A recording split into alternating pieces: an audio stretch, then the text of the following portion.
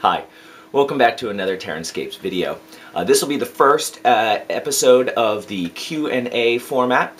So depending on the volume of emails that come in with questions, I should say, I provide the answers, that come in, I'll post these, hopefully maybe, I don't know, once a week, once every other week, something like that. But the initial request did bring in a few questions, and some of them range on some pretty wide topics, so I'll try to be brief with each one, but hopefully you'll find some of these very interesting. Just as a reminder, if you want to submit a question to the question and answer segment, please send it as an email to TerranScapes@gmail.com. It helps me to sort them, put them into a Word document so I can have them close at hand when I actually shoot the video. Questions that go into the comments that are obviously intended for the Q&A, I'll say send it as an email. So please make sure that you do that. It just helps me keep it a little bit more organized. So let's start. Skill Monkey writes, what brand of paint do you use for larger pieces? Can I read? I think using GW or Vallejo paints would be too expensive, definitely. I see that you have Liquitech Basics in the background. How do they stack up against Vallejo, Reaper, and GW paints? Well, Skill Monkey, I actually always recommend using latex paint for large terrain pieces. Latex paint is probably your best value per ounce. And you can take down your color swatch, make a color swatch with whatever colors you want to use, GW, whatever. Take that down to your local hardware store, and they can color match it and mix you up a quart of paint. I tend to buy in gallons because I do a lot of projects over and over, and it's good to have consistency from project to project. So I recommend latex paint.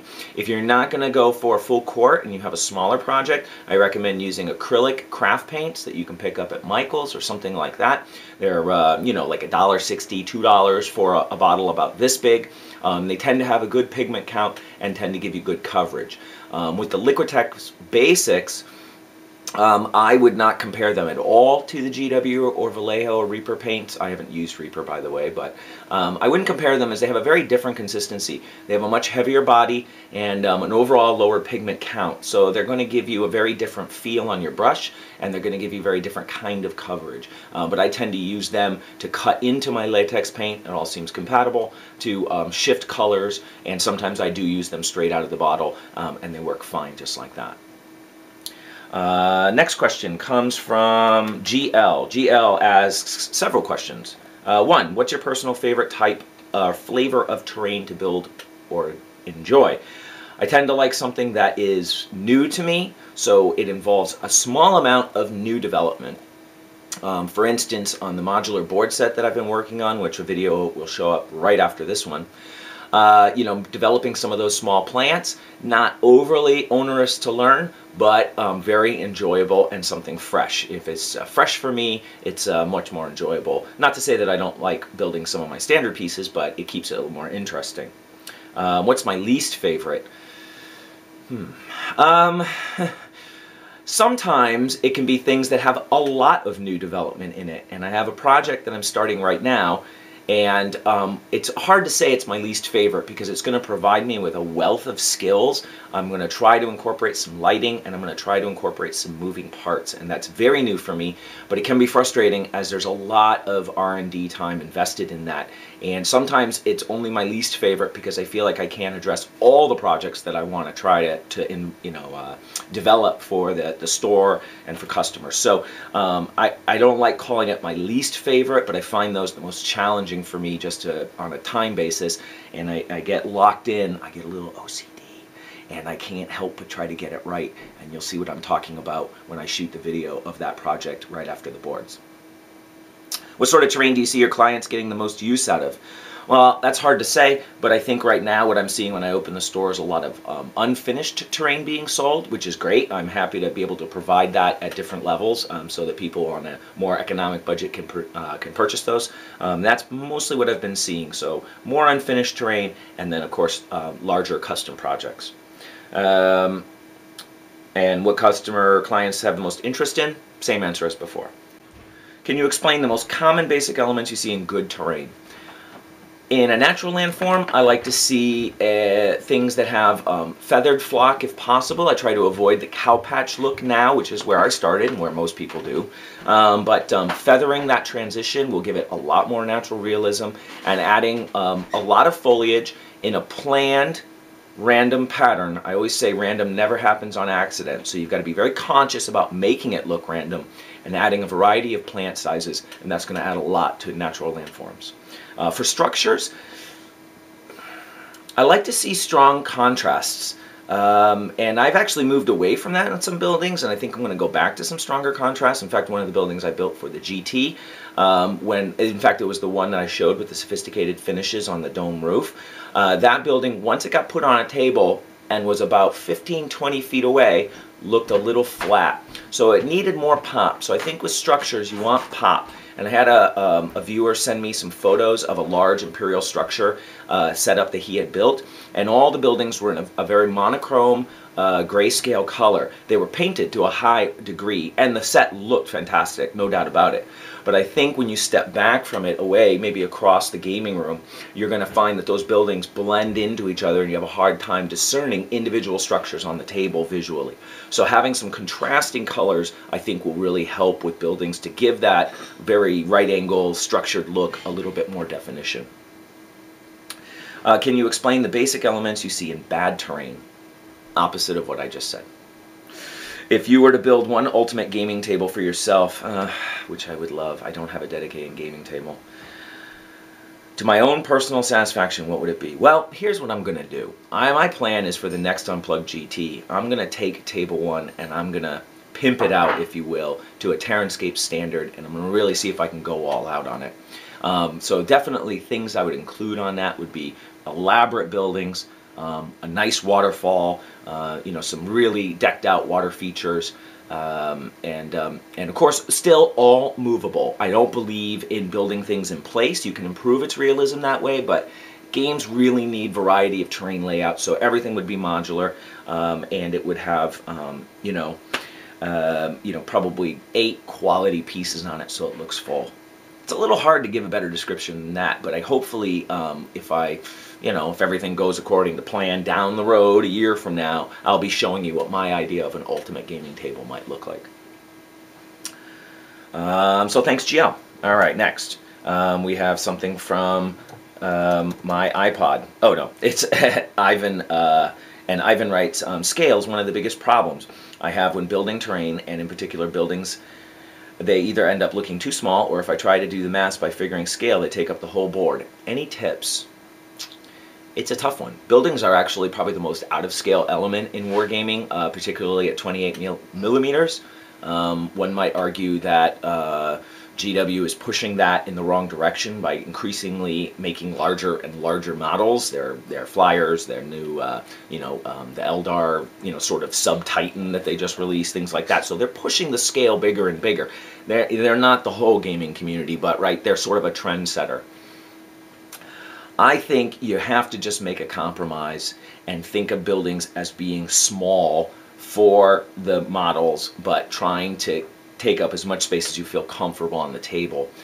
So I think the best you could hope for say, a tower would be something about 6-7 inches in diameter, maybe 12 inches tall. That's going to look big on the table, but it actually looks somewhat believable to actually have guys going inside and doing something other than being crowded in there like this, So that's kind of my thought.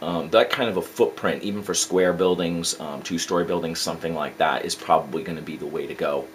And perhaps if it's a fantasy setting, hey, they were poor, they didn't have big buildings. And if it's a sci-fi setting, it's a cramped outpost on the border of the universe, and they don't have the money to invest in luxurious accommodations. So it's always going to be a problem, I think. If I have 1 to 2 Hirst Arts molds, which would I start with? The 2 best Hirst Arts molds you could start with would be the Fieldstone walls and the Ruined Fieldstone. Between those 2 molds, you can build an amazing assortment of complete buildings, ruined terrain, all sorts of stuff. So those are my number 1 and number 2 to go to right away.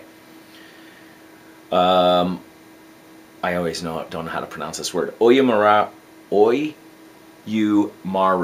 Oyumaru or silicone sealant for cheap, quick, and dirty casting? Which would I prefer? I'm assuming he's asking. If it's a small mold, I would go with Oyumaru, which is Instamold, but don't buy Instamold, buy Oyumaru. You can get it cheaper that way under that name. If it's a large piece, however, I would go with silicone as a casting mold making material. And there are a lot of forums out there to discuss how to make molds with silicone sealant, like caulking, you know, silicone caulking. So I would recommend taking a look at those forums and seeing what they do. Adding in components into the silicone, particularly when it gets thick, is critical for getting it to cure all the way through as it skins over and dries. So you really need to make sure that you understand what you're doing and practice on a small piece first and build your way up. I think if you're only going to do a few pieces, that's not a bad way to go. If you're going to try to replicate something numerous times, you know, 10, 20, maybe more, I would avoid both of those materials and get into silicone rubber. That would be my preference. So, thank you, Ivan. Next question is from Benjus Maximus. Hi there, TerranScapes. I wonder if you could make a video on board games, cheap plastic figures. Many of us started with those low-cost figures for practice. If you can give us some good primer paint for those and some kind of a coat to protect the paint, because those are constantly groped, and if you can put on other pigments and how to protect those powders. So that's the basic gist of his question. I think with any figure, actually, I just use automotive primer or regular, what am I using right now? I'm using Rust-Oleum 2X gray primer. I like to prime in gray. Sometimes I use their black matte coat, and I do have a can of white as well, depends on the application. But I think that will stick to just about anything, but if you're using plastic, you may want to give it a wash first just to make sure, particularly if you've been handling them a lot, as the oils on your fingers will impede, especially on those very glossy surfaces, the paint bonding. And as for pigments, sealing the pigments, it's probably best to mix the pigments with a binder when you apply them, as sometimes when you seal them you're going to color shift them. So if you're really interested in getting good adhesion, I would use a binder. I think if you use mineral spirits with most of them, that will stick it pretty aggressively to the model. As for coating to seal, always a good tip. I get this question a lot, actually. Use a gloss clear coat. A matte clear coat does not offer any protection. The surface of it is designed to crack and fracture. That's what breaks up the light striking it, so it doesn't come right back at your eye. It's reflected off, which gives it the matte look. So you need a gloss coat, which is a tight seal like a lacquer, and then you can matte clear coat over that to knock down that shine. It's getting warm in Massachusetts, actually. We're just hitting 90 this week. Shadow Pale, Shadow Opal asks, I'm in the process of setting up my own workspace, so my question is mostly around that area. I've been seeing videos of people showing their workspaces, which is helping me get an idea of how I want to set up mine. Would you mind doing a video tour of your workspace? If you had to move your workspace and could only take 10 tools, what would they be? In other words, what are the 10 tools you use most? Okay, so I'm not going to do a full walk around right now because this is already going long. So what I'm going to do is I'm just going to show you my workbench, which is the foundation. I have 2 of these, and in particular, let me move this light here. Whoops, too many crickets. All right, so let's take a look at this. If you notice, there are these brackets here, and they're receiving 2x4s, both vertically and horizontally. These brackets are made by Basics. What is it? Oh gosh, I can't remember. I want to say, oh, it's 2x4 Basics, I believe, with an X. They make a series of modular resin receiving pieces that work all with 2x4s. So if you look at this corner here, don't mind my really dirty, grubby rag. All right, we have a let's get this out of the way so you can see that. We have a leg piece that goes all the way down to the floor. Now this leg piece has a receiving channel to receive 2x4s here at the bottom, so I have a 3rd shelf at the bottom and then the top shelf as well. Now what happens is you can cut your 2x4s to fit right into these. In fact, what I did is I bought 8-foot 2x4s, no cutting required. 8-foot sheet of plywood, no cutting required. And then I trimmed it with one cut to make the width of the table that I wanted. Super fast to build, super inexpensive for a very durable workbench, and you can build it to whatever size you want. And then they have the shelving add-ons so that you can build shelves, and I've used that to build all of my my 2 benches in the basement. I did this right away years ago when I started TerranScapes. Whoops, nobody wants to see those lights. There we go.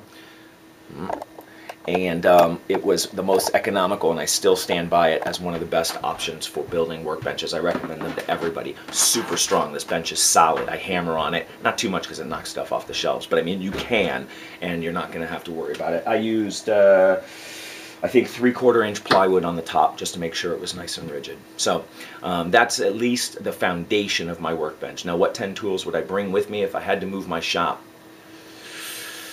Let me think.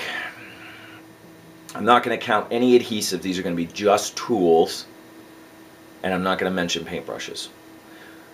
I would need my utility knife. I would need my T-square or my right angle square. I would need my hot wire table, and if I could only take one, I'd take currently the 3D scroll table from the Hot Wire Foam Factory. I would take their 6-inch knife, their freehand router. I would take oh God, I don't know if you really can call this. It's not an adhesive. I'm going to count it. I would take my silicone rubber and my Plastipaste, which is the shell I make around my molds. That's necessary for my mold making. I would take my plaster, and I would take as much extruded foam as I could carry, and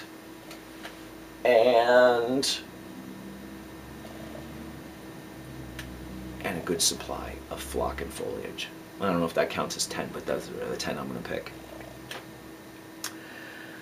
Have I ever done flames on my pieces? If so, how do I achieve them? I've never done flames, and I think the best flames I've seen have been done with an airbrush, and I recommend you look on YouTube for some videos on that. Painted did some flames on one of his pieces earlier. I think it was the new Chaos Dragon plane thing, the Helldrake, I think it's called, and he got a very nice effect with that, and I think also links to the video in which he got his inspiration from. That's the best flame effect I've seen. I think you need an airbrush to get a really good effect out of that, so check those out. Painted, I'm not going to put a link in the description.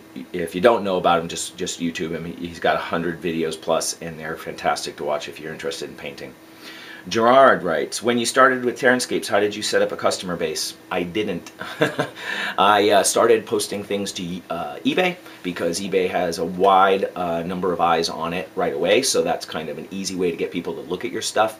And once I started to get some recognition, I left eBay because eBay fees combined with PayPal fees were taking about 10% right off the top of whatever I was selling things for, and that's a pretty steep margin. So I recommend going onto eBay if you're interested in starting selling terrain, just because it's got good exposure right from the get-go. And if your quality is good, which mine wasn't at the time, but it improved, you know, you'll start getting people to recognize you. Then you open up a store, an online store. Then you link to the store from your eBay page, start getting traffic to go to your store directly. And then once people start talking about your store, then you can jump out of eBay. I think long-term eBay is not a good plan, but it's a great place to start.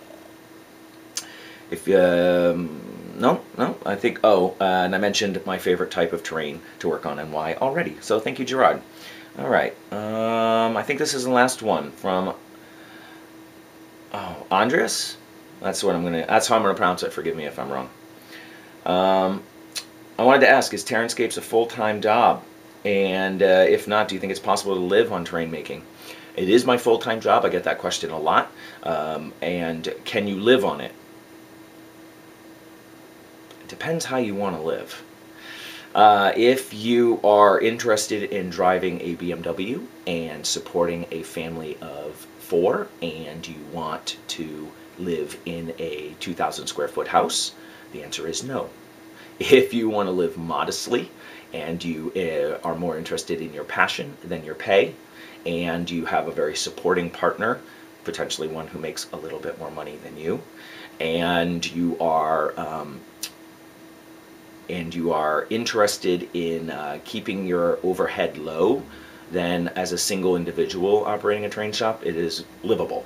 I think an alternative format that you should examine if you're interested in this kind of work is to look at blue table painting. It's a very different format whereby we have a high-level manager who opened up a very large shop and has numerous people working under him. He has a much higher volume of work, but he also has a higher number of expenses. Many people have asked if I was ever going to expand the shop or bring in more people. At this time, I still do not want to. I'm not interested in managing people. I taught for 5 years middle school. I managed hundreds and hundreds of little, not always effective workers, and I don't want to do that anymore. So keeping TerranScapes just me, and it is possible if you have realistic expectations. Danny writes, so I've been just a little curious. Have you ever used the Vallejo Liquid Gold Ranger? Oh, I lied. I say that a lot, right? Last thing, and then there's one more. This is the last one. Have I ever used the Vallejo Liquid Gold Ranger? I think he means range. I don't think I've heard you say anything about that particular range. And just another, and so before I get to the next question, no, I have not, and I'm not sure what that product is, but I'm wondering if it's the alcohol-based liquid gold series that Buy Painted uses. Here I go back to him again.